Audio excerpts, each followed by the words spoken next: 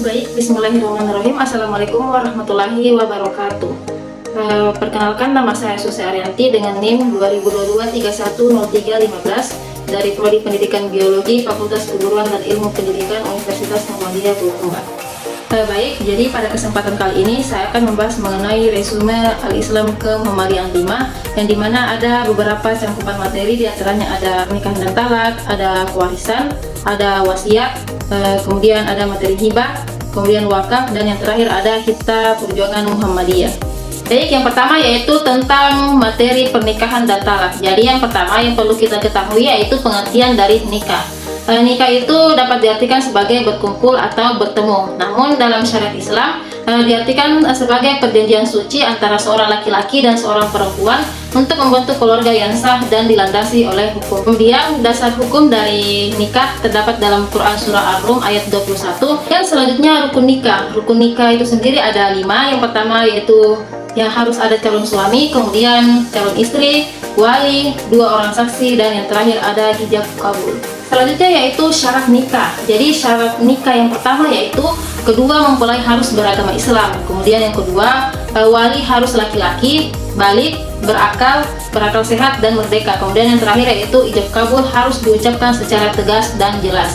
Kemudian selanjutnya ada tujuan dari nikah itu sendiri. Jadi tujuan nikah yaitu yang pertama memenuhi fitrah kita sebagai manusia. Kemudian yang kedua menjaga kehormatan diri dari perbuatan dosa. Dan yang terakhir yaitu untuk melanjutkan keturunan yang soleh dan beriman kepada Allah Subhanahu wa Ta'ala.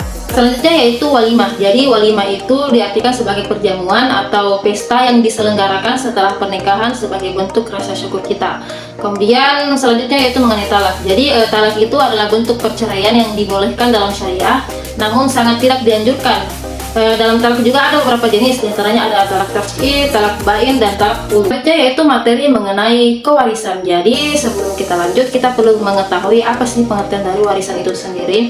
Jadi warisan itu dalam Islam adalah proses di mana pembagian harta seseorang setelah meninggal dunia kepada ahli waris yang berhak. Pun dasar hukum dari warisan itu sendiri yaitu terdapat dalam Quran Surah An-Nisa ayat 11 sampai 12. Kemudian selain itu hadis-hadis Nabi Muhammad SAW juga menjelaskan secara lebih rinci mengenai siapa yang berhak menerima warisan dan bagaimana pembagiannya. Kemudian selanjutnya hukum waris yaitu yang pertama harus ada ahli waris, kemudian al-waris, dan harta yang diwariskan. Selanjutnya yaitu materi tentang wasiat. Jadi yang pertama perlu kita ketahui pengertian dari wasiat itu sendiri. Jadi wasiat artinya suatu benda yang ditinggalkan setelah pemberi wasiat meninggal dunia. Dasar hukum dari wasiat yaitu terdapat dalam Quran Surah An-Nisa ayat 11 dan hadis Haris riwayat Tirmidzi dan An-Nasai dan Ahmad. Kemudian orang-orang yang berhak menerima wasiat yaitu ada 3. Yang pertama bukan ahli waris. Kemudian yang kedua orang yang memiliki hubungan dengan pewaris. Kemudian yang terakhir orang yang berhak atas wasiat yang disebutkan dalam Al-Quran. Kemudian ketentuan wasiat yaitu dalam Islam terdapat batasan bahwa seseorang tidak diperkenankan untuk berwasiat lebih dari 1/3 dari total hartanya. Ketentuan ini memastikan bahwa bagian utama dari harta pewaris tetap diperuntukkan bagi ahli waris yang berhak, sehingga keadilan dalam pembagian harta tetap terjaga. Jadi ada beberapa hal yang perlu diperhatikan saat wasiat. Hal yang pertama yaitu sesuatu yang diwariskan harus jelas, kemudian dilarang mewasiatkan tanah sengketa, kemudian memperhatikan batas maksimal yaitu 1/3 dalam wasiat, kemudian keaslian dari wasiat, dan kemudian surat wasiat tidak boleh bertentangan dengan hukum syariat Islam. Kemudian yang terakhir harus ada saksi minimal 1 orang. Kemudian yaitu hukum wasiat. Jadi hukum wasiat ada 4. Yang pertama yaitu harus ada al-musi. Al-musi di sini dapat dikatakan sebagai pemberi wasiat. Kemudian yang kedua ada al-musabahu. Al-musabahu di sini yaitu penerima wasiat. Kemudian al-musabihi yaitu harta yang diwariskan. Kemudian yang terakhir ada ijab kabul. Oke, selanjutnya yaitu materi mengenai hibah. Jadi yang pertama yaitu pengertian dari hibah. Secara etimologi, hibah diartikan sebagai memberikan sesuatu secara cuma-cuma tanpa balasan.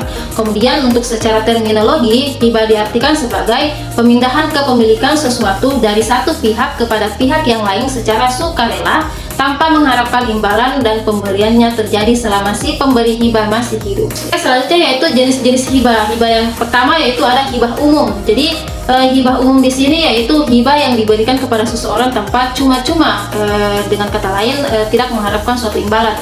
Kemudian yang kedua ada hibah bersyarat. Jadi hibah bersyarat di sini adalah hibah yang diberikan kepada seseorang tetapi memiliki suatu syarat tertentu.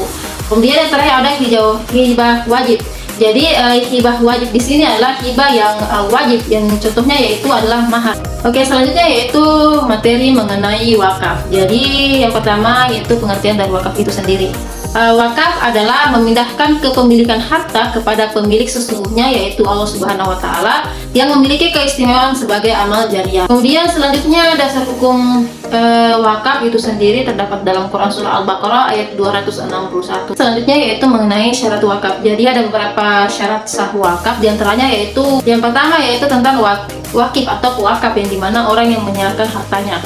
Kemudian yang kedua ada mauqut alaih, yaitu penerima wakaf, yang dimana wakaf harus ditujukan untuk kepentingan umat Islam atau kemaslahatan umum seperti pembangunan masjid, sekolah, rumah sakit, atau kegiatan sosial yang terus memberikan manfaat.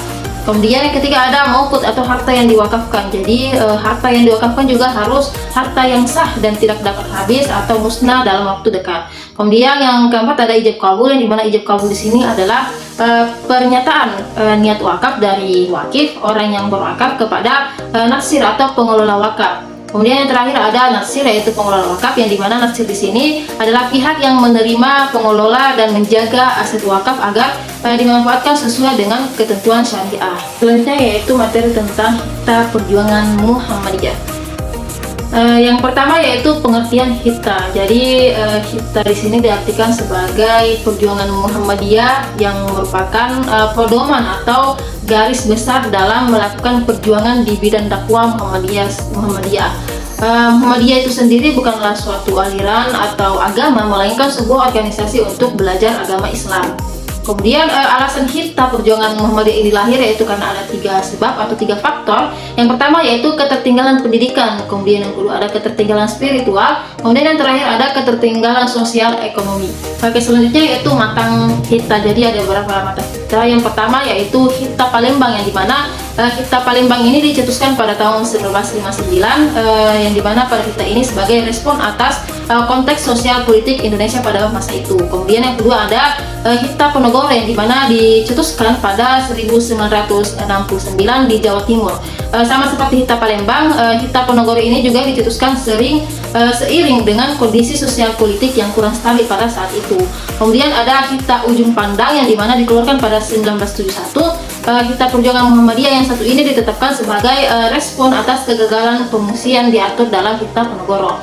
Kemudian yang terakhir ada Hita Surabaya yang dicetuskan pada 1978. Jadi Hita Surabaya ini merupakan penyempurnaan Hita Ponorogo, yang dimana Hita Surabaya di sini menegaskan Muhammadiyah yang independen dan inklusif atau terbuka. Baik, sekian paparan resume Al-Islam Muhammadiyah 5 dari saya. Kurang dan lebihnya mohon dimaafkan. Saya akhir dengan ucapan billahi fisabilillah haq wastagfirul khairat. Wassalamualaikum warahmatullahi wabarakatuh.